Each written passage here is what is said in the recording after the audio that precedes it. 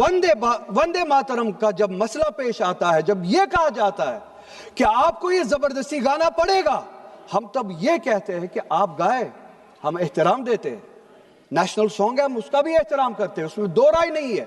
आप गाए, हम एहतराम के लिए खड़े हो जाएंगे, मगर आप ये चाहेंगे कि हम भी गाए, मुमकिन ही नहीं है, हो ही नहीं सकता है। आप चाहेंगे, अब सब्र करो। सुबह से इतने लोग बोलते आ रहे हैं। प्लीज चेयर को एड्रेस करें आप। तो जवाब सुनने का भी मादा रखा करो। आप गाइए, आप बोलिए नेशनल सॉन्ग है, कोई दो राय उसमें नहीं है, मगर हम पे थोपिए मत। कॉन्स्टिट्यूशन इस चीज की हमें आजादी देता है, और आप खुद कहते हैं कि वंदे मातरम गाने की ईजाद ही आजादी के लिए हुआ। बेशक हो। आजादी किस चीज के लिए? आजादी इस चीज के लिए, हिंदू के हिंदू होने की आजादी, और इसी तरह से मुसलमान के मुसलमान होने की आजादी, सिख के सिख होने की आजादी। और वो आजादी आप मुझसे छीन नहीं सकते हैं, किसी भी नाम पे नहीं छीन सकते, किसी भी दबाव में नहीं छीन सकते, किसी भी सिख से उसके मजहब की आजादी नहीं छीन सकते, किसी भी हिंदू से उसकी मजहब की आजादी नहीं छीन सकते, और किसी भी मुसलमान से उसके मुसलमान होने की आजादी नहीं छीन सकते।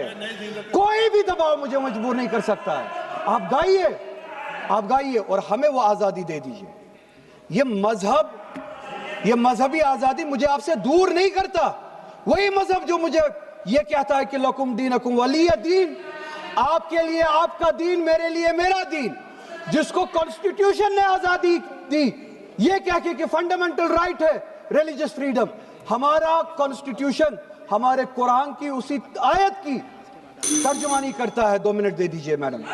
तर्जुमानी करता है कि आप अपने दीन पे चलिए, हमें अपने दीन पे अमल करने की आजादी दे दीजिए। आप ही की तरफ बात जबरदस्ती की है, बात किसी और चीज की नहीं है। और ये डिबेट, मुझे पता है ज्यादा वक्त नहीं मिलेगा, बस 1 मिनट में मैं पूरा कर रहा हूं। और ये डिबेट सिर्फ और सिर्फ इसलिए हो रहा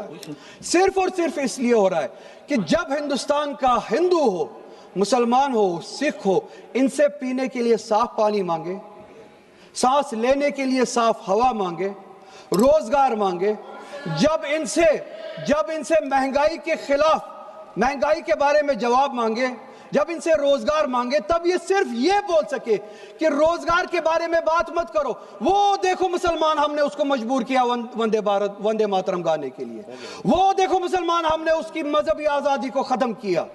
इस आड़ में, मुसलमान को दबाने की आड़ में आप अपनी नालायकी छुपाना चाहते हो और इस मुल्क में राज करना चाहते हो, उसकी कुर्बानी बनाना चाहते हो मुसलमान को। और मुसलमान इस बेगैरती का कुर्बान कभी होगा नहीं।